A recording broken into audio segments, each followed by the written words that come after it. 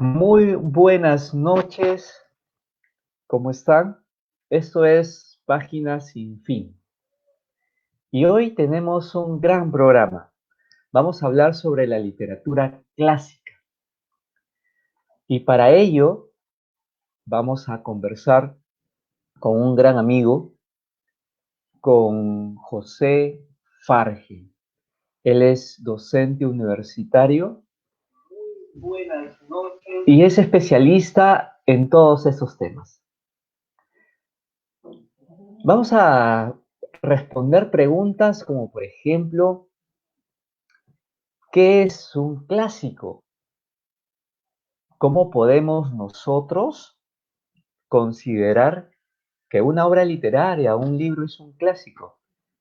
¿Qué características debe de tener para considerarlo como tal? Es decir, ¿qué convierte a un libro en clásico? ¿Por qué leer hoy, en estos tiempos, literatura clásica? ¿Qué beneficios me trae? ¿Qué ventajas me trae? Y también, cerrando, vamos a recomendar qué clásicos podrías leer en estos tiempos.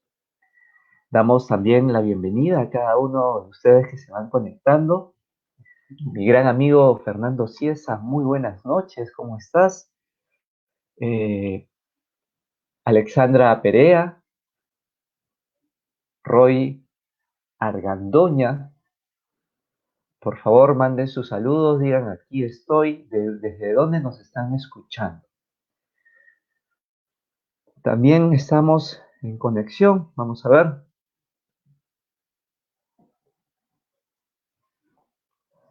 Muy bien, y empezamos. Vamos a darle entonces la bienvenida a nuestro invitado de hoy para dar inicio a este conversatorio, para dar inicio al programa. José, muy buenas noches. Hola Paul, ¿qué tal? Un Qué saludo a todos gusto, los amigos que nos acompañan. se están sumando de a pocos. Qué gusto tenerte hoy, esta noche, en el programa Páginas sin fin, José, después de tiempo que nos vemos. Comentarles, amigos, que con José hemos compartido una que otra aventura literaria, ¿no? Eh, en la casa de estudio donde ambos en algún momento coincidimos laboralmente. José, ¿cómo estás en estos tiempos de confinamiento social? ¿Cómo te va? Sobreviviendo. Creo que esa palabra como nunca toma un nuevo significado en nuestras vidas. Sobreviviendo, viviendo, pasando, trabajando, gozando en la medida de lo posible. Sobre todo gozando, José. Sí. Sobre todo gozando. Y bien, muy bien, sí. Bueno, vamos a ir saludando a todos los que se van conectando de a pocos. Tenemos la presencia, pues, del gran amigo Fernando Ciesa, también docente de la casa de estudio donde hemos estado, y algunos estudiantes que te han acompañado desde que iniciaron su época universitaria. Está Roy Argandoña, está Alexandra Perea, está Alejandro Espinosa, y ahí algunos más que se van a ir conectando, por favor, están invitando también a Cristian Cisneros que se conecte eh, de esta promoción, digamos, de poetas, de declamadores que tú has acompañado desde sus primeros años. Bueno, iniciando, mándales un saludo, por favor. Un saludo caluroso a todos mis amigos. Ya no me complace llamarlos alumnos o estudiantes. Los llamo amigos ya porque lo literario es democrático. El sentir literario, el hacer literario, la vivencia literaria, hace que ninguna jerarquía exista y aquí todos somos pares y todos compartimos y todos vivimos la magia literaria, ¿no? Hemos tenido nuestro taller de lectura, nuestro taller de poesía, declamación, creación literaria Y bueno, acá en estos tiempos de pandemia, yo creo que pueden surgir ideas creativas, una velada literaria virtual, por ejemplo, ¿no? Para no perder la costumbre, ya que siempre nosotros hacemos nuestras movidas en los medios académicos, pero ya, pues ahora el medio académico o el medio literario es este, ¿no? Y hay que vivirlo. Así es, la literatura se vive, no hay otra forma. Se ¿No? vive, se siente y lo mejor es que también podemos transmitirla, ¿no? Transmitirla. Eh, Se ha de leer mucho, ¿no? Pero no muchos libros. Esa es la regla por excelencia, nos va a decir Jaime Balmés, ¿no? La lectura es como el alimento, el provecho no está en la proporción de lo que se come, dice, sino de lo que se digiere.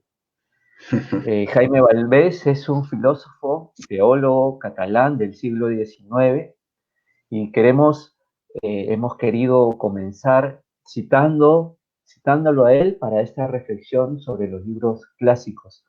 José, hay mucha gente, ya tú te has podido de repente cruzar con muchos de ellos, hay mucha gente, amigos míos también, que no se atreven, se corren, les da un poco de repente de temor o se sienten cortos y no quieren leer libros clásicos. De repente por la pereza o gente ya mayor, o sea, colegas de trabajo, de repente por la vergüenza de confesar que a su edad, ya adultos, no han leído, por ejemplo, el Quijote, ¿no? Porque creemos que el gran temor con la literatura clásica es porque creemos que no lo vamos a entender, o porque de repente nos parece que está fuera de tiempo, no es nuestro tiempo, ¿no? O quizás pues yo sienta que no, sí, esta lectura no tiene nada que decirme porque soy del siglo XXI, fue escrita hace mucho tiempo atrás, ¿no? Por ejemplo, la metamorfosis, de repente, ¿no? O la rayuela, una rayuela.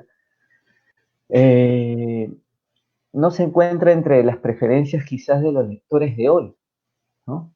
Pero empecemos, José, respondiendo a la pregunta, ¿qué son los clásicos? Mira, la pregunta en sí es una pregunta clásica. O sea, es una pregunta como preguntar, por ejemplo, qué es el amor, qué es la vida, ¿no? Qué es la felicidad, porque dentro de lo literario esa pregunta es bastante peligrosa porque encierra toda una reflexión y toda una cuestión literario-filosófica, debate, ¿no? Ingente cantidad de libros se han escrito al respecto. Sin embargo, yo quiero tocar fibra, quiero ir al grano, ¿no? Primero voy a citar a Eliot, el gran poeta inglés, en un libro titulado Sobre poesía y los poetas, y en un capítulo él se hace esa pregunta: ¿qué es un clásico? Y él manifiesta lo siguiente, él dice: lo clásico se opone a lo romántico. Es más, hasta puedes tener un sentido peyorativo lo clásico, porque lo clásico es aquello que se repite, que ya se da, en cambio lo romántico es lo nuevo, lo innovador, lo creativo, ¿no? Lo que rompe esquemas. Entonces, como que los jóvenes siempre se van a lo romántico, ¿no? Siempre están buscando lo novedoso, ¿no? En cambio, lo clásico, en un sentido peyorativo, es aquello que se repite, aquello que es eterno, bueno, y que no rompe esquemas, sino es el esquema, es el molde, ¿no? Algo más que agrega Eliot, que me parece interesante, es que un clásico solamente se da en cierta situación temporal histórica, es decir, cuando un pueblo, una nación, una civilización, una cultura llega a su estado de madurez y de ahí surge un genio que recoge todo el background de una tradición para poder cuajar una obra clásica. Él coge como modelo en lo clásico a Virgilio, el gran poeta latino, ¿no? Y él habla de que, siendo un poco pesimista desde mi punto de vista, de que en Europa no puede existir un clásico porque ya el clásico está el modelo greco-latino y que ellos son solo bebedores de esa fuente. Entonces, yo lo veo desde un punto de vista eurocéntrico, ¿no? Es decir, Eliot considera pues que ya los clásicos están dados y de que Europa tendría que madurar para llegar a parir un clásico. Es más, ni siquiera le da categoría de clásico a William Shakespeare, o sea, imagínate, ¿no? O sea, él dice, no, no sería un clásico, Homero, Virgilio. Y yo me pongo a pensar, y los países de Latinoamérica, que somos deudores de Europa por la lengua española, o sea, nosotros, ¿cuánto tendríamos que esperar para un clásico? ¿Y dónde queda García Márquez? ¿Dónde queda César Vallejo, por ejemplo? ¿No? Entonces se pone a pensar. O sea, nosotros estamos condenados a no tener un clásico por lo menos de aquí a 500 años todavía. Hay que entender que Eliot es un poeta de su época, es un europeo, es eurocéntrico, y bueno, pero es un punto de vista interesante para empezar la reflexión. ¿No? Yo considero que un clásico es una obra, obviamente hecha por un autor, ¿no? Bueno, hay obras que no están hechas por un autor, son anónimos, en fin, pero hablamos de las obras clásicas que tienen autoría. Yo creo que un clásico es una construcción, ¿ya? Que ha sido asumida por una narrativa, que ha sido construida por una cultura. Críticos literarios, historiadores, han designado ciertas obras que por alguna característica especial la colocan como pilares de un discurso cultural que, en donde nos desarrollamos. Entonces, por ejemplo, cuando construimos la idea de nación peruana, por ejemplo, la idea de lo que es lo peruano, eh, nacimos huérfanos pues de algún clásico literario, porque todo era pues imitación europea durante la época colonial, y entonces no aparecían los clásicos, ¿no? Por ahí aparece primero Ricardo Palma, González Prada, pero ya con la modernidad empiezan a surgir aquellos que sostienen, por ejemplo, nuestra literatura, nuestro pensar, nuestro sentir. Y aparece pues la imagen de César Vallejo, aparece la imagen de José María Arguedas en la novela, en la poesía César Vallejo, ¿no?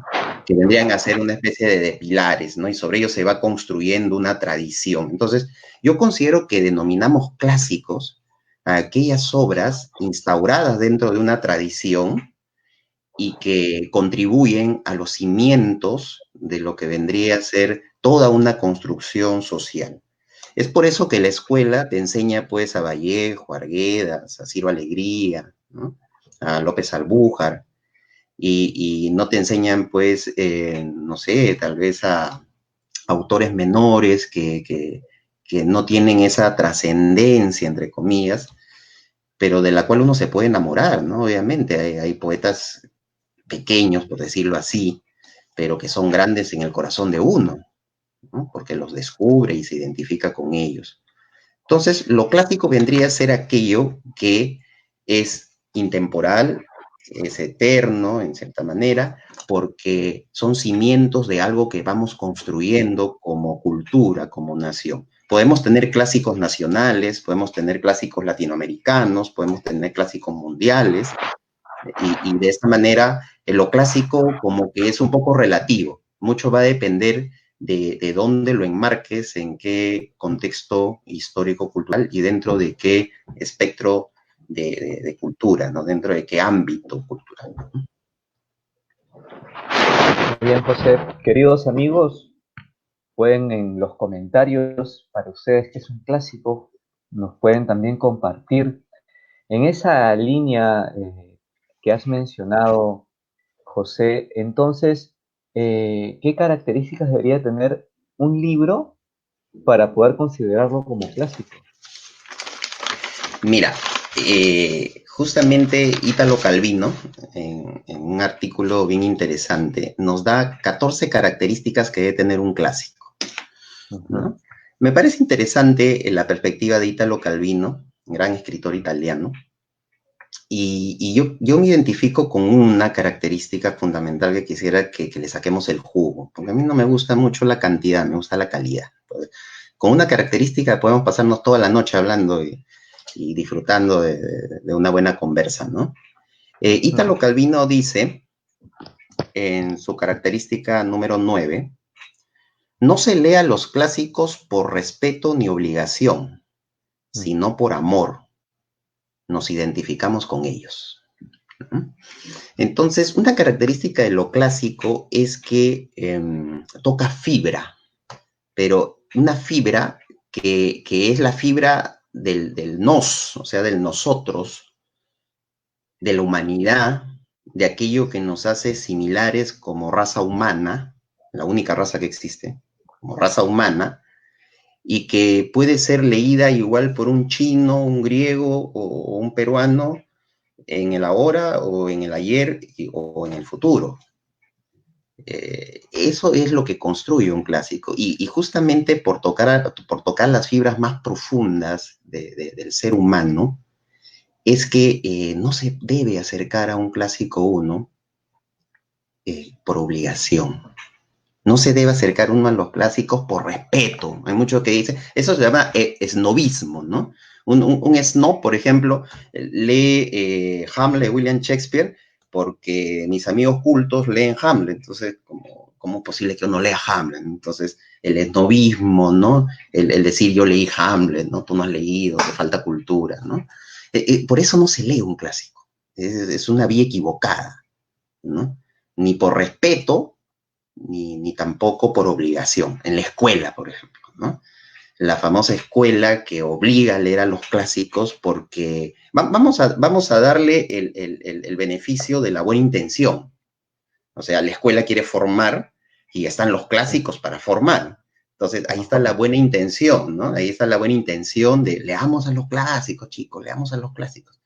Pero también hay que tomar en cuenta que un clásico tiene sus edades y hay clásicos para algunas edades. Entonces, a veces, pues, tú le llegas a un muchacho de colegio y le dices, tienes que leerme el Quijote y me vas a leer el Quijote porque si no me haces el Quijote te jalo. Ese chico va a odiar al Quijote, lo va a odiar. Y la intención es que los clásicos sean amados, porque han sido creados para el amor, han sido creados para para gozar, a veces con el odio también, con la rabia, con la muerte, con los temas eternos, ¿no? Entonces, yo quisiera quedarme con esa característica, porque como maestro me ha tocado muchas veces lidiar con esa característica de lo clásico, ¿no? Es muy importante entenderlo así. Vamos a algunas preguntas o comentarios de nuestros amigos que nos están acompañando esta noche. Y comparto mucho con lo que, bueno, estás mencionando, José, ciertamente, y luego de los comentarios vamos a reforzar un poco más esto. Fernando Ciesa nos comenta que acaba de leer El entierro prematuro de Allan Poe y ha quedado en él un sentimiento de un momento que fue hace 150 años. Él considera que este autor, esta obra es clásica. ¿Por qué? Porque está en las venas del hombre. Hace este comentario. Qué bonita frase. Me gusta, Fernando, un saludo, te mando desde aquí. En un momento también hemos estado cercanos. En la vena, ¿no? En la vena. Me gusta esa metáfora profunda. Tal vez citando también a Calvino, hay algo que dice en su catálogo número 1, ¿no? Sobre los clásicos. Los clásicos son los libros que no se suele decir estoy leyendo, sino estoy releyendo. Lo que pasa es que si vemos la historia humana y literaria, porque es parte del humano, como un continuo, ¿no? Como una línea, como un devenir. Los clásicos justamente son los que construyen el camino, van construyendo el camino del eterno vivir del hombre, ¿no? ¿Cuál es el eterno vivir del hombre? Pues la pasión, los sentimientos, los razonamientos profundos sobre la vida y su sentido. Entonces, todo ello es lo que los clásicos han plasmado de manera maestra. Entonces, tú cuando lees un clásico, en verdad estás releyendo. Tú puedes hallar vasos comunicantes entre 100 años de soledad y puedes hallar vasos comunicantes con la Eneida, ¿no? Yo a veces cuando veo pues a Aureliano Buendía, no sé por qué me parece Eneas en la Eneida de Virgilio, como un hombre que va buscando su destino constantemente. Y entonces yo, como individuo, como una persona que no soy un personaje de novela o de historia, a veces me siento un peregrino dentro de mi propio mundo, dentro de mi propia tierra o mis exilios interiores. Entonces me siento un Eneas, me siento un Aureliano Buendía. Es decir, esos son los clásicos en esencia, ¿no? De que nos reconocemos en ellos porque han sabido con mano maestra tocar, como decía Fernando, la vena, ¿no? de la humanidad. Ah, tal cual. Sí, Fernando, este, nos has dado en la vena a todos, ciertamente. Hay dos consultas, José, tú los conoces muy bien, Alejandro Espinosa, uno de ellos, pregunta, ¿no? Si cada país puede tener su clásico. Es el anhelo de toda literatura nacional. Las literaturas nacionales surgen justamente para buscar la unidad, la famosa identidad nacional, ¿no? Que todos empujan un mismo coche. No es fácil crear una nación, ¿no? Nosotros somos una nación que está cuajando, somos una nación que a veces nos caemos, somos una masa informe, somos un país adolescente, ¿no? Entonces, buscamos nuestros clásicos, buscamos nuestros referentes culturales, ¿no? Por ejemplo, yo estuve temprano hablando de Abraham Valdelomar y yo le decía, ¿usted sabe por qué aparece un billete de 50 soles este señor? Y los chicos decían, bueno, profe, escribió el Caballero Carmelo.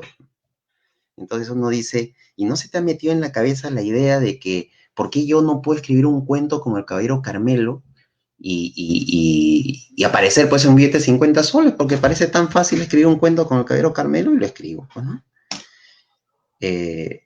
Y no es así de fácil, porque Valdelomar es mucho más que el Caballero Carmelo. Acá voy a introducir una idea de clásico que también es importante, ¿no? Un escritor, cuando se convierte en clásico, hace con su vida también una narrativa, para bien o para mal.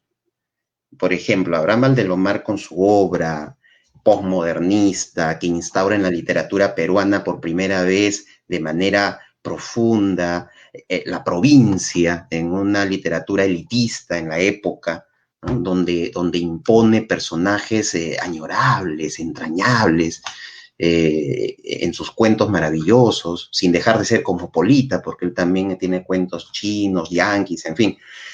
Valdelomar es un universo que conocemos la punta del iceberg, el Caballero Carmelo, que en primaria lo leemos, ¿no? Pero representa sobre todo la irrupción de la provincia en esto que llamamos el pequeño Perú-Lima, ¿no? Con todos sus ínfulas. Entonces, Valdelomar brega, patea puertas, ingresa, araña, golpea y gana el reconocimiento como el dandy que era, pero esa era una mascarada, porque él por dentro guardaba una humildad provinciana. Cuando uno lee las cartas de Abraham Valdelomar a sus hermanos, a Anfiloquio, a su madre, se desnuda con una ternura provinciana que nos hace ver al verdadero Valdelomar. Entonces Valdelomar es el primer migrante que construye Lima, que contribuye a la construcción de esa Lima que es todas las sangres. Entonces, bien que aparezca un billete de 50 soles, que sea de 100, de 200, porque es una figura que lamentablemente lo que se conoce en el colegio es, escribió el Caballero Carmelo y es un cuentito, y bueno, muchos poetas le revientan, ¿no? Sáquenlo de los 50 soles, pongan a alguien más destacable, ¿no? pero hay que conocer algún clásico. Valdelomar es el fundador del cuento moderno en el Perú y es uno de nuestros grandes clásicos, ¿no? Hablando de literatura nacional, como decía, preguntaba mi querido alumno Espinosa, o mi querido amigo, déjame decirle amigo, no, no ya no alumno. Hay otra consulta, José, que indica, pregunta, ¿no? Esta pregunta es de Alexandra Perea. ¿Lo clásico puede tener un corte personal o abarca a una mayoría? Interesante. Es, es, es como el coronavirus. A ver, ¿cómo es eso? Enfermedad trágicamente democrática, ¿no? El coronavirus, ¿no? Ya, algo así es un clásico. O sea, es pandemia y al mismo tiempo, cuando te llega, te enferma, ¿no? O sea, una enfermedad es genérica y al mismo tiempo es personal, porque cuando te toca la puerta y se mete en ti, bueno, pues la sufres, ¿no? Esa es la dicotomía de lo clásico, ¿no? Afecta a los individuos tanto como a la sociedad. Acabo de recordar, por ejemplo, algo que leí por ahí alguna vez, de que muchas veces los clásicos, o sea, los clásicos invaden nuestra vida cotidiana, incluso sin haberlos leído jamás. Hay mucha gente que nunca leído el Quijote de la Mancha y va a morir sin leer el Quijote de la Mancha, pero dice, oye, eres un Quijote, oye, eres un Sancho, tú paras pensando en comer, paras pensando en lo material. Nunca han leído el Quijote, nunca lo van a leer. Pero sin embargo, Sancho y el Quijote, con su famosa dicotomía entre el idealismo y el materialismo, viven entre nosotros, conviven entre nosotros, ¿no? O sea, eso, o Vallejo, por ejemplo, ¿no? Con su famosa imagen, ¿no? Nosotros lo relacionamos con la sabiduría, con el sentimiento profundo, lo telúrico, ¿no? Lo peruano, el choro universal, ¿no? ¿Y qué has leído ahí? Pues bueno, he leído Masa, Los Heraldos Negros y por ahí un poema que no me acuerdo. Bueno, suficiente, porque un clásico es una pandemia que con poco retumba por todos los lares de una nación, incluso cruza fronteras cuando deja de ser un clásico nacional y se convierte en un clásico latinoamericano, mundial, ¿no? Vallejo, por ejemplo, ahorita es considerado ya un clásico mundial, tal vez uno de los mayores poetas del siglo XX a nivel mundial. Y justamente mira lo que estás mencionando, José, y quiero leer el comentario de nuestro amigo Fernando. Es como si Fernando estuviera aquí con nosotros. Bueno, está con nosotros, estaría como invitado. Escucha lo que menciona, escuchemos todos. ¿Eh? Dice, cuando pienso en Ulises, escuchando los cánticos de sirenas, y desesperado por sacarse la cera de los oídos y embrujarse por ese sonido embriagador, entonces pienso que me tienta salir a la calle, pero si quiero llegar a mi destino, no debo hacerlo. Entonces entiendo lo que es un clásico. Bueno, lo que dice Fernando es tan vigente. O sea, ese es un ejemplo de que a un hombre, Fernando es un hombre como cualquiera de nosotros, los que estamos aquí escuchando este programa tuyo, un clásico le vincula mejor con su realidad actual. O sea, un clásico está para vincularnos con el presente de una manera que no lo podríamos hacer sin tener esto dentro de nosotros. Los clásicos nos alimentan, los clásicos creo que ya estamos pasando a otra pregunta, creo que era, pero ya vamos dando rienda suelta. O sea, los clásicos nos acompañan. Yo te cuento una anécdota. Cuando trabajaba en escuela, porque yo con mucho orgullo digo que he trabajado 12 años de mi vida en escuela, había un profesor de matemática, de primaria, y este señor pues tenía su carrito y venía a la chamba con su carrito, y un día me dice, tú eres profesor de literatura, me dice, sí, le digo, ¿y tú has leído el Quijote? Sí, le digo, porque yo he conocido muchos profesores de literatura que enseñan literatura y no han leído el Quijote. Y yo le digo, bueno, es verdad, pero yo sí lo he leído. Y me dice, a ver, conversemos el Quijote. Y yo dije, profesor de matemática, de nivel primaria, quiere hablar el Quijote conmigo. Ya, hablemos. Y nos metíamos una conversa del Quijote, que nos reíamos, que la escena tal, que cuando Sancho se cagó, cuando escuchó las cadenas que pensaban que eran demonios y no se atrevió y se agarró el Quijote y se hizo la caca y el Quijote, oye, que apesta, y nos matamos de risa con la escena del Quijote. Y yo le dije, pues, ¿no? Mi prejuicio, porque estamos a veces llenos de prejuicios. Le digo, oye, tú eres profesor de matemáticas, ¿cómo sabes tanto el Quijote? ¿Lo has leído? No, no lo he leído. Y yo dije, ¿qué? Espérate. Tú que tanto me hablas del Quijote, ¿cómo que no lo has leído? No, lo he escuchado, me dice. Lo que pasa es que todos los días, cuando salgo de mi casa al trabajo y de trabajo a la casa, yo tengo el audiolibro de todo el Quijote. Entonces, como yo no tengo tiempo para leer, yo pongo ahí mi Quijote y estoy ahí escuchando y me deleito con ese lenguaje de la época, me deleito con la razón de la sin razón, que a mi razón se face y con tan razón mi razón enflaquece, que con razón me postro ante vuestra fermosura. Y hasta me he grabado varias partes del Quijote, y sí, le digo, sí, te lo has grabado, como yo también, entonces, mira, ¿cómo es? ¿No? Entonces yo digo, las personas viven con los clásicos, algunos más, otros menos, pero esto nos emociona, nos hace vivir experiencias vicarias, nos complace. Bueno, quisiéramos que más gente se contagie de esta pandemia. Lamentablemente, pues los clásicos tal vez sea lo más lejano en la lectura de los jóvenes.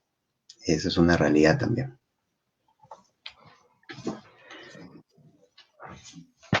Entonces, a todos estos jóvenes,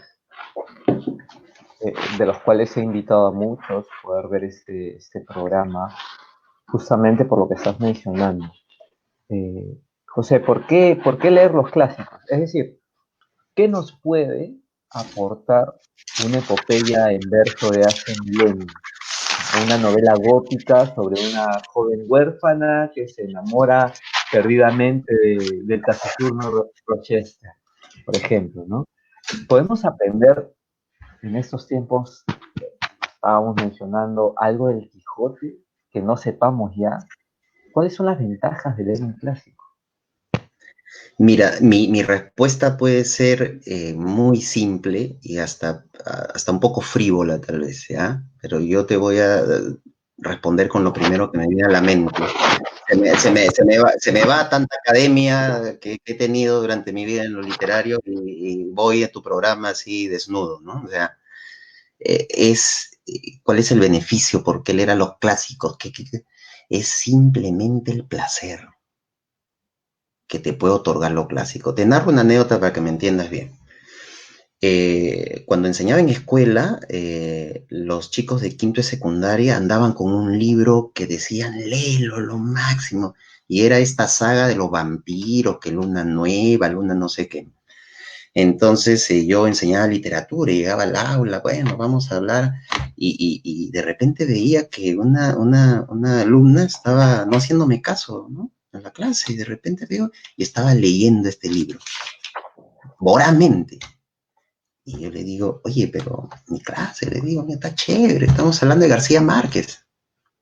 Profe, esto es chévere. Así me digo, esto es chévere. Entonces yo me indigné, ¿no? O sea, me indigné, pero también entendía al joven que lee literatura de este tipo, la consume, y está bien, ¿no? O sea, es su edad, y yo no digo que esté mal, pero estoy hablando de 100 años de soledad de García Márquez y tú me vienes con tu luna nueva, no sé qué. Entonces yo le dije un reto, le di un reto, porque afortunadamente 100 años de soledad es uno de los clásicos que he leído. Una característica de los clásicos es que no se termina de leerlos, o sea, y yo hay varios clásicos que no he leído, por ejemplo, La Guerra y la Paz de Tolstoy, no lo he leído. Oh, qué vergüenza, ¿cómo es posible, literato? No lo he leído. No se puede leer todos los clásicos, pero en fin. Y ¿sabes el reto que le dije? Le dije, escógeme la escena de amor más intensa de ese libro y yo te voy a elegir una de Cien años de soledad. Y todo el aula se vino alrededor de la chica con su libro. Espérate, espérate, no, esta escena. Ya, ya, búsqueme. Comparemos. Ya, esta. Profe, esta es la escena. Ya, al frente y léelo en voz alta. Una escena erótica que ni la recuerdo. No la recuerdo. Aplausos. Ya, profe, la suya. Entonces yo dije, ya. Ni siquiera, no sé si es la mejor, porque hay tantas escenas eróticas, humanas, humanamente eróticas, si vale la redundancia. Y les leí un fragmento que dice, ¿no? Una tarde, cuando todos dormían la siesta, no resistió más y fue a su dormitorio. Lo encontró en calzoncillos, despierto, tendido en la hamaca que había colgado de los horcones con cables de amarrar barcos. La impresionó tanto su enorme desnudez tarabiscoteada que sintió el impulso de retroceder. Perdone, se excusó. No sabía que estaba aquí. Pero apagó la voz para no despertar a nadie. Ven acá, le dijo él. Rebeca obedeció. Se detuvo junto a la hamaca sudando hielo, sintiendo que se le formaban nudos en las tripas, y mientras José Arcadio le acariciaba los tobillos con la yema de los dedos, y luego las pantorrillas, y luego los muslos, murmurando, ay, hermanita. Ella tuvo que hacer un esfuerzo sobrenatural para no morirse cuando una potencia ciclónica asombrosamente regulada la levantó por la cintura y la despojó de su intimidad con 3 zarpazos y la descuartizó como un pajarito.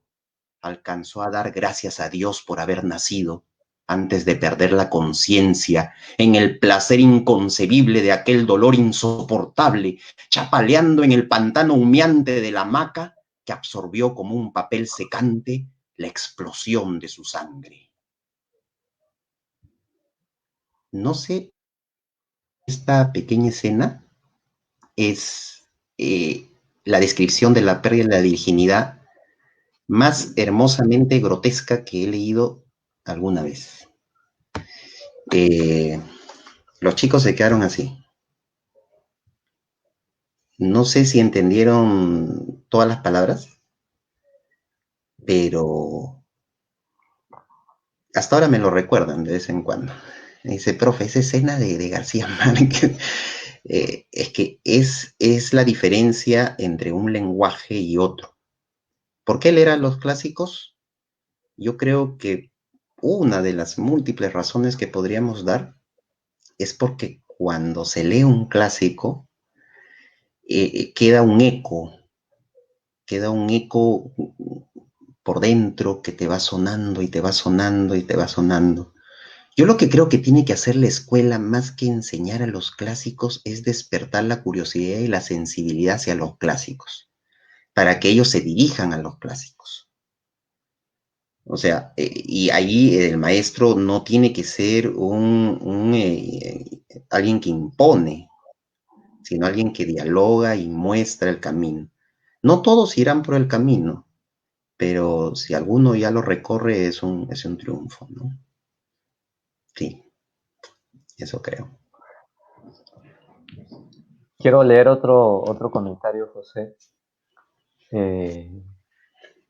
Ibas mencionando este, este pasaje que se te vino a la mente, ¿ya? Y antes de ello, nuestro amigo Fernando dejaba otro comentario.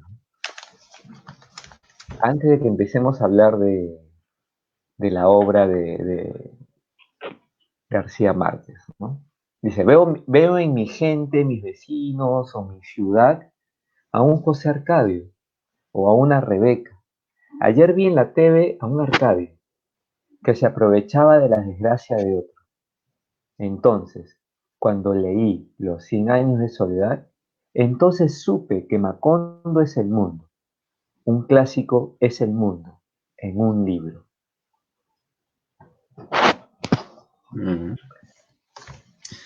Yo creo que con Fernando a la limón estamos haciendo este programa, porque lo que Es más, dice... Fernando, una más y te invito en vivo, por favor, que nos acompañes. No sé si José tiene algún problema.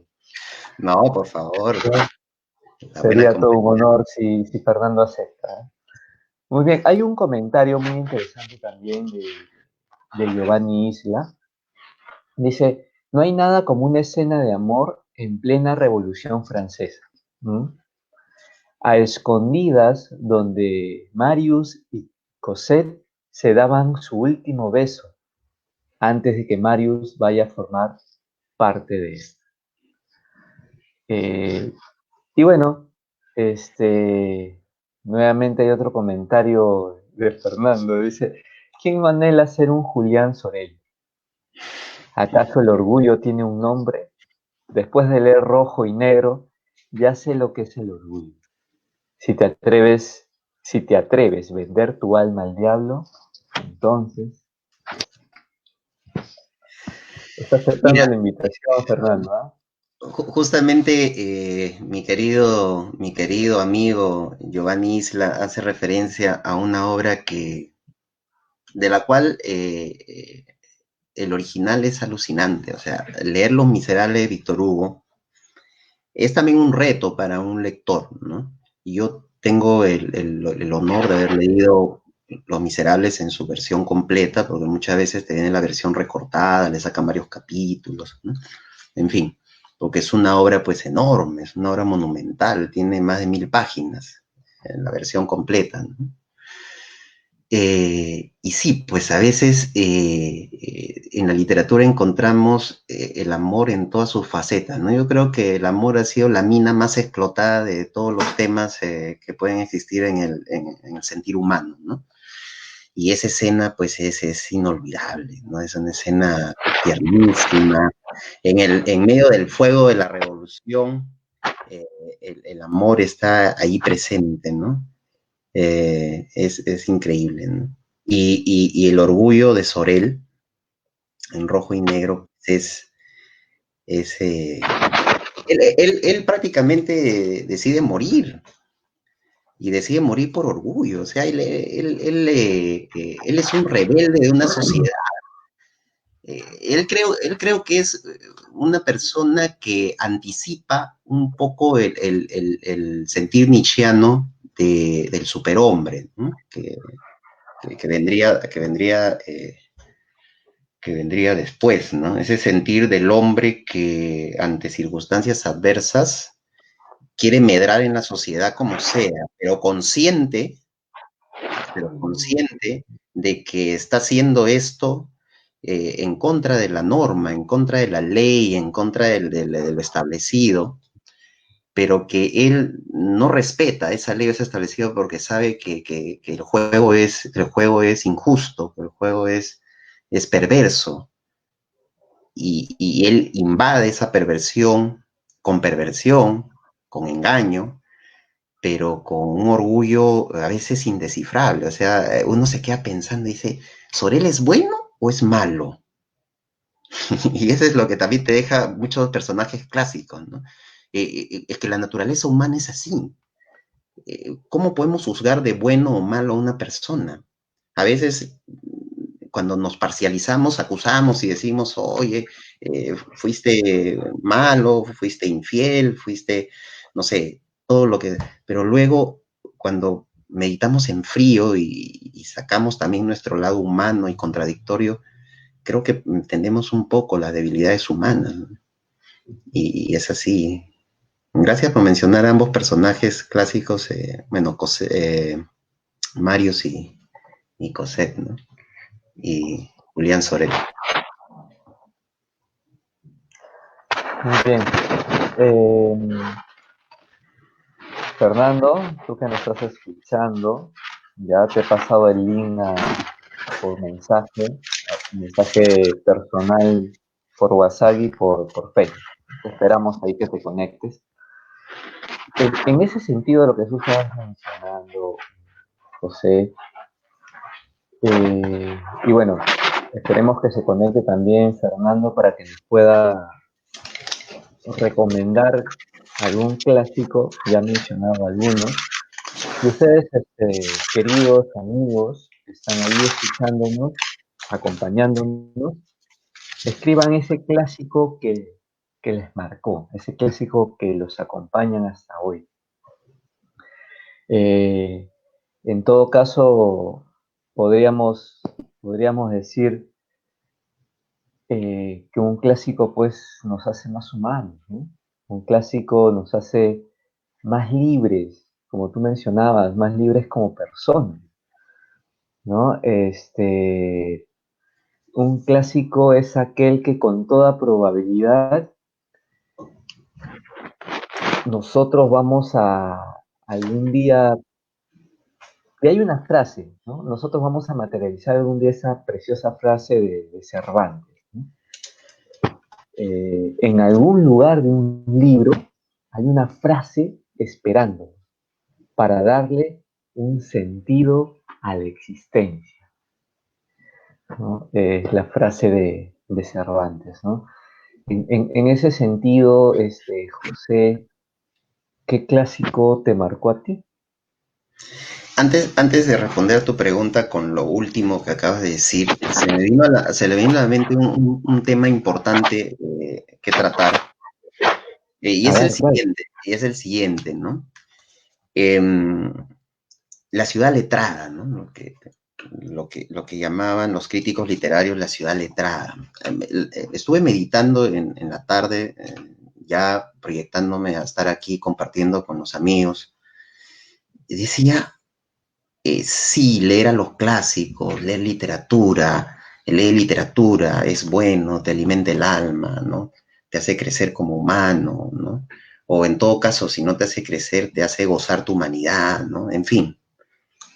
Pero yo me puse a pensar un poco y decía, y aquellos que no pertenecen a la ciudad letrada, aquellos que no gozan con la lectura porque no han tomado contacto con ella, incluso pasando por la escuela, porque su inteligencia pues, es psicosomática, su inteligencia es interpersonal, y en verdad los libros pues, no han sido su fuente con que alimentan su existencia, y bueno, que aquellos están condenados a no vivir como nosotros, están desterrados del paraíso de los libros. O sea, y entonces me puse a pensar un poco en este sentido, porque me he cruzado en la vida con muchos chicos que nunca te van a leer un clásico, porque no está dentro de sus intereses. Pero lo que yo sí siempre trato de inculcarles, dándole fragmentos de clásicos, tratando de reflexionar sobre... A mí me interesa mucho que aunque sea, te lean una página de un clásico a hablarles del argumento y todo, porque yo prefiero que gocen la pulpa, ¿no? Yo simplemente les recomiendo lo siguiente a aquellos chicos, ¿no? Tú vas a encontrar tu libro no aquí, sino en la realidad. Hay gente que, hay gente que vive leyendo la realidad. Hay gente que vive la realidad como un libro. Alguien de los negocios, por ejemplo, le excita tanto negociar, le excita tanto ver a alguien cómo negocia e imita y aprende y vive y goza como yo gozo leyendo el Quijote. Entonces yo me pongo a pensar, ¿acaso no estamos siendo o construyendo una élite y estamos despidiendo a los demás o viéndolos con cierta pena, ¿no? Oye, tú no estás aquí, ¿no? Cuando hay que ser empáticos y entender que lamentablemente no todos pertenecen a la ciudad letrada o no le da la gana de pertenecer a la ciudad letrada. Entonces, yo creo que para ellos,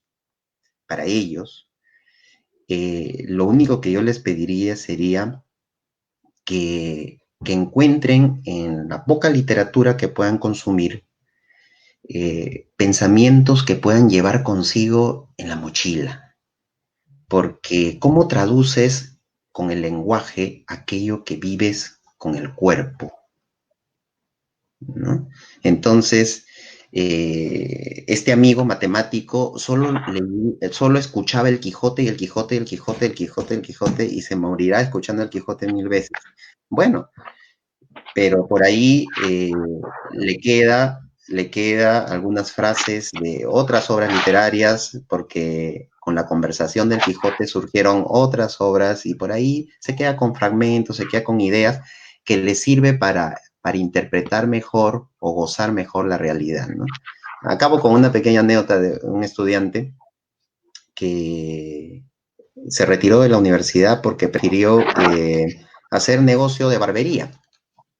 Entonces me dijo, profe, yo me voy porque lo mío no es los libros, profe, ya fue ya. Yo le enseñaba en curso de análisis artístico literario. No, lo mío no, profe, no es la letra. Profe, pero yo me voy a quedar con ese poema que usted me declamó en el aula y yo me lo llevo, profe, porque usted me dijo que yo tenía que llevarme algo de su curso. Yo me voy a llevar al fin de la batalla y muerto el combatiente. Vino a hacerle un hombre, le dijo, no mueras, te amo tanto, pero el cadáver, ay, sí, morir. Y al final, profe, cuando está muerto, entonces todos le rodean. Le vio el cadáver, se levanta, abraza al primer hombre y le echa a andar. Profe, eso me gusta, profe. Por eso es que yo no voy a estudiar en la universidad, yo voy a ser negociante, voy a hacer mi negocio, todo, pero eso me llevo, profe. Llévatelo, róbatelo, llévatelo. O sea, a esas personas que no van a leer porque no les gusta leer, ¿no? Róbense un verso, róbense una línea, para que cuando les suceda algo en la vida puedan tener una palabra que pueda descifrar esa emoción en crudo, ¿no? Y eso es lo que diría para los que están fuera de la ciudad letrada, ¿no? ¿Qué clásico recomendaría yo? Bueno, esa es una... Depende. Yo siempre me dice, profe, ¿qué cosa es lo que quiere? ¿Qué me recomienda leer? Entonces ahí es como el médico, pues, ¿no? Yo soy como el doctor, a ver, le abre la boca, saca la lengua, a ver, voltea, te respira profundo, ¿no? Le pongo el estetoscopio acá, yo y le digo, bueno, para ti es esto.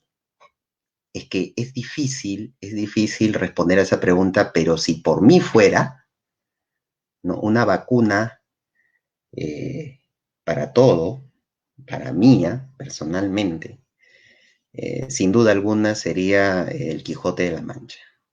O sea, El Quijote de la Mancha es una obra excepcional. Lamentablemente, para el gusto juvenil no es fácil acceder a ella, pero yo siempre les digo, avanza un poquito más y vas a ver cómo le vas a agarrar el gusto y el hilo y te vas a meter en una aventura alucinante.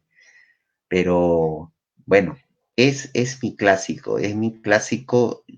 Yo pocas veces he llorado con un libro y uno de los pocos libros que me ha hecho llorar al final fue El Quijote. O sea, lloré a mares. En verdad, tanto viví al personaje que cuando al final muere, algo de mí murió, pero con esa muerte algo en mí floreció también, ¿no? Sí. Es el que te marcó. Es el que llevas. Definitivamente. Definitivamente me siento algo Quijote. Cuando la vida está jodida, me sale mi Quijote, con su adarga, su lanza, su rocinante. Le llamo rocinante a mi bicicleta. O sea, mi bicicleta tiene nombre. Y sí, yo me siento Quijote por la vida y así las cosas estén feas, ahí está el Quijote en mí. O sea, ya me marcó, pues, o sea, es un personaje tan tierno, pero al mismo tiempo tan fuerte, tan soñador, que a veces, ¿sabes qué? Este es un secreto de los clásicos. A veces te identificas con un personaje clásico, de una historia clásica, no porque te parezcas a él, sino porque a veces eres opuesto a él. Pero justamente por ser opuesto a él, es que por momentos te vas al otro bando y te quijoteas, pues, ¿no? Yo me quijoteo. No soy Quijote, soy muy racional en mi vida, muchas veces actúo con mucha racionalidad, pero cuando la vida se pone dura, es cordura ponerse lírico. Recuerdo un verso, cuando la vida, de Martín Adán, cuando la vida se pone dura, es cordura ponerse lírico. Y el Quijote me liriquea, ¿no? Quijote me liriquea. Bueno, todos necesitamos tener sueños, ¿no? De Quijote, ¿no?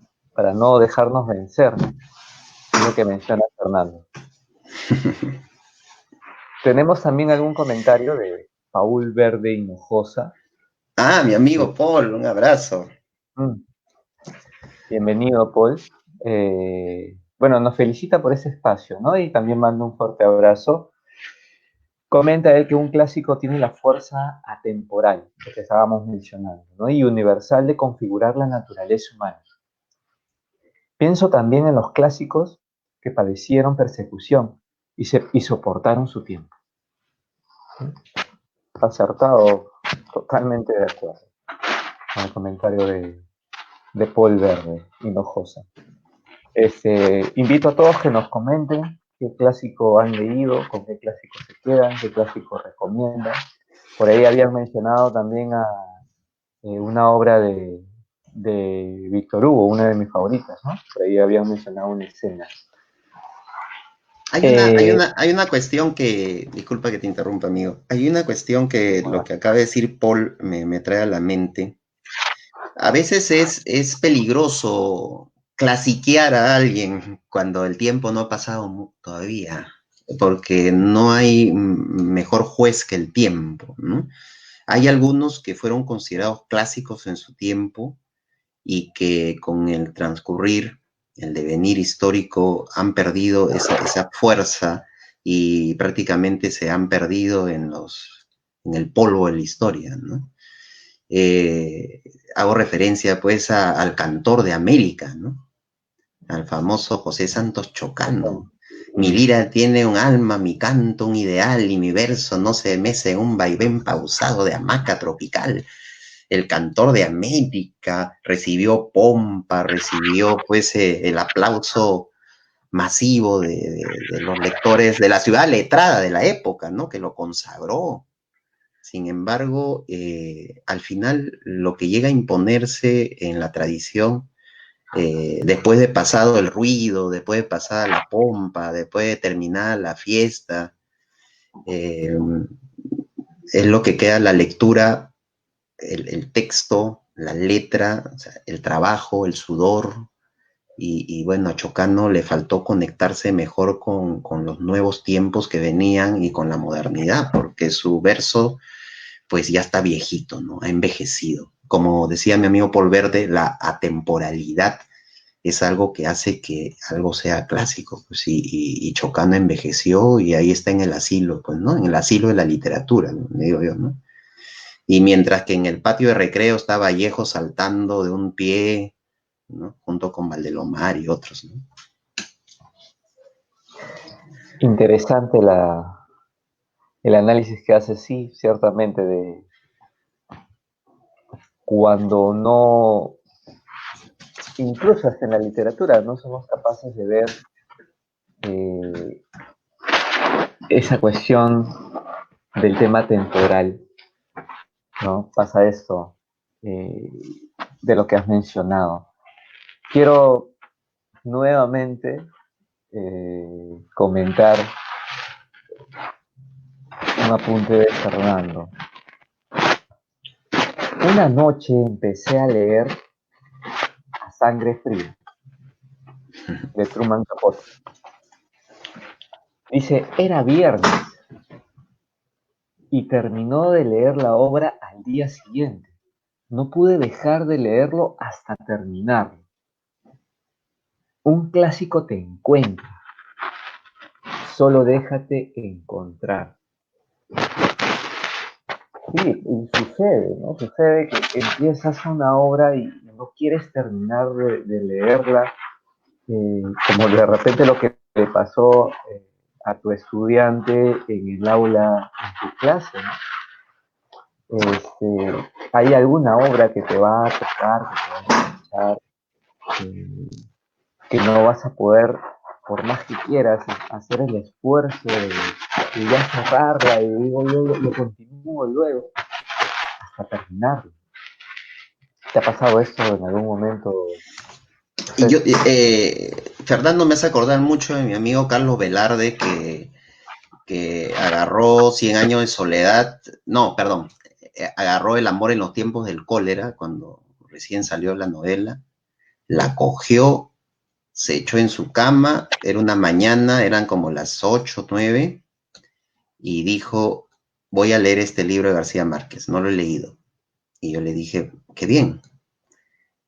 Vivíamos en la residencia universitaria de la Universidad de San Marcos. Y él estaba echado en su cama y dijo, bueno, voy a leer este libro. Ya tomé desayuno, todo bien. Ya. Empezó a leer. Ta, ta, ta, ta, ta. 1 de la tarde. Oye, ¿vas a almorzar? No me molestes, estoy leyendo. Va, va, va, va. Oye, ¿vas a cenar? No me molestes, estoy leyendo. Va, va, va. Oye, ¿vas a dormir? No me molestes, estoy leyendo. Ya, en un camarote, yo dormía abajo. Mientras no abulla, ya. Y como eso de las 4 de la mañana grita, ¡terminé! ¡Ah! Este es un orgasmo, es un orgasmo. Y yo lo dirá, oye, cállate, oye, deja de dormir. Es que qué maravilloso. Y ahí encontré que hay personas que se leen un libro de un tirón porque no pueden leer de otra manera. Y ese era un fin de semana y él tenía el tiempo. Quien habla no lee así. Yo no puedo leer así. Y yo te leo un libro por puchitos y te voy saboreando así como un buen vino que te tomas un sorbito, otro sorbito, otro sorbito y lo voy leyendo así, porque yo no puedo leerlo así. Me disipo y necesito esas pausas, ¿no? Entonces, uno tiene su manera de leer a los clásicos, a los grandes autores, y se respetan todas las maneras de leer, echado, sentado, de cabeza, como quieras, y uno busca su comodidad, ¿no? Sí, eso es interesante. Ahora, hablando de Truman Capote y A Sangre Fría, yo también quisiera hablar de mis clásicos, o sea, cada persona tiene sus clásicos, ¿no? Ahí viene algo bien interesante. Por ejemplo, yo he leído A Sangre Fría de Truman Capote y a mí me puede haber parecido una obra, pues, interesante, ¿no? Pero ya, está bien, chévere. Y a Fernando parece una revolución para él, ¿no? Entonces, y ahí entramos a mis clásicos, ¿no? Y es muy interesante también porque tus clásicos te definen, ¿no? A veces cuando uno se encuentra con un lector, le dice, y con otro lector, y quiero conocerte, bueno, dime tus clásicos, tal, tal, yo te conozco. O sea, es una manera de saber cómo sientes y cómo piensas. Muy bien, nos recomiendan algunos y nos comentan también. Paul Verde, por ejemplo, nos recomienda Las flores del mal. Es un clásico que divide las emociones dentro y fuera de su historia. El clásico supera incluso a su autor también. Mm. El clásico supera. Paul Verde siempre me hace pensar con sus aforismos, que él lo cosecha, no cita a nadie. Eh, y ya me pateó el cerebro, ya con eso ya. A ver, repítelo, mi estimado, a ver, repítelo. Que quiero decir, hay un placer en descifrar, hay un placer en descifrar los mensajes.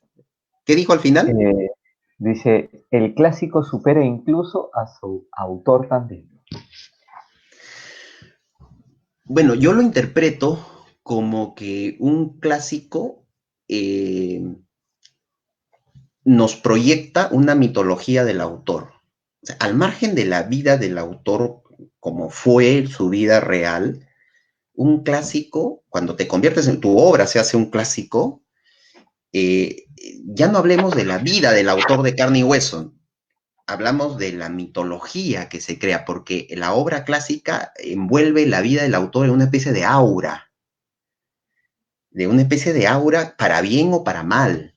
Y esto yo lo estudié en Vallejo. Yo hice unos escritos ahí sobre la mitología del autor en César Vallejo. Y a veces la mitología no necesariamente es positiva. Por ejemplo, hablo de este Vallejo, ¿no? Entonces, yo cuando empezaba mi clase de Vallejo traía la foto de Vallejo, le digo, ¿reconocen a este señor? Sí, César Vallejo. ¿Cómo creen que es? ¿O cómo creen que fue?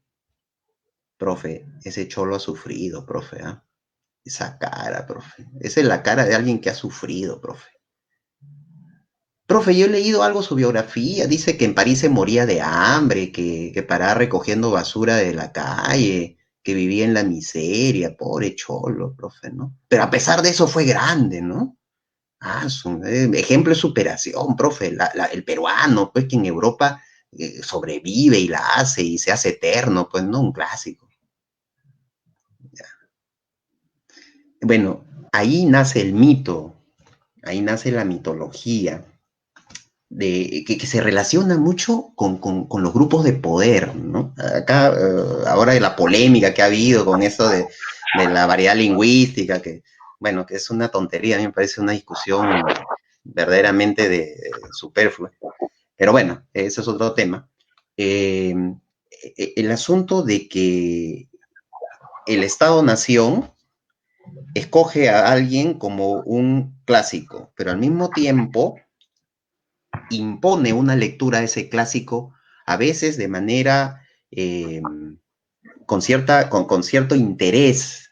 ¿Cuál es el interés del Estado-Nación de hacer de César Vallejo el cholo sufrido que viaja a Europa y se supera y se hace eternidad? Hay un interés detrás de eso. ¿Dónde está el lado humano de Vallejo? Por ejemplo, cuando se lee a Vallejo, miren que acá está lo telúrico, el sufrimiento del hombre andino, y leamos los heraldos negros, hay golpes en la vida tan fuertes. Y entonces, y se relaciona con el estereotipo del serrano, triste, ¿no? Triste, fuerte, pero triste. Oye, ¿cómo se ve que no has tenido una madre serrana, ¿no? O un padre serrano? O sea, mi madre fue serrana, quechohablante, y era la mujer más alegre del mundo. Entonces, pero prejuzgamos a todo un grupo de personas a partir de ciertos prejuicios, y la literatura a veces ayuda, sin querer, sin malicia, obviamente, ¿no? Vallejo no quiso ser pues el estereotipo del cholo, pero para eso hay que leer a Vallejo bien. Ahí viene un asunto, hay que leerlo a veces al margen de cómo la escuela lo enseña. Yo, por ejemplo, cuando he hablado de Vallejo, hablo del Vallejo, del Vallejo humorista. Hay poemas de humor en Vallejo.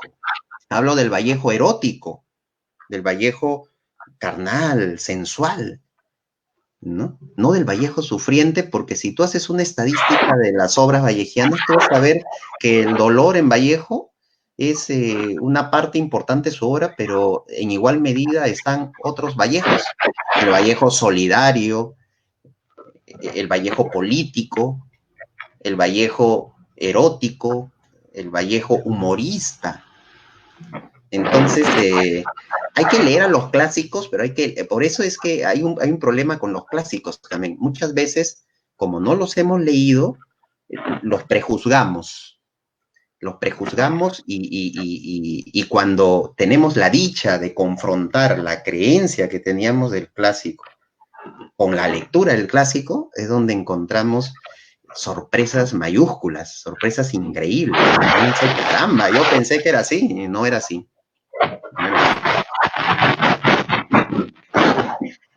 Muy bien, un comentario más de Giovanni Isla, ¿no? Donde dice que Vallejo y Foucault, entre otros, nos enseñan que las emociones humanas son la literatura de la vida. Ciertamente, con este comentario también ya vamos cerrando el programa de hoy. Que hablar de literatura, hablar de todo esto, nos podemos pasar un largo tiempo, ¿no? Y bueno, solamente darte las gracias. Qué gusto verte, menos por este medio. Yo, bueno, ahí con el tema de la virtualidad, pero ahí queda, pues, ¿no? Son los tiempos que tocan. Ya, bueno, José sigue recomendando. ¿Ah? Bueno, muchas gracias también a todos los que nos han acompañado, los que verán luego posteriormente este video a través del canal de YouTube. Eh, y bueno, tenemos que conversar, José, y materializar esta propuesta de tener una velada literaria virtual.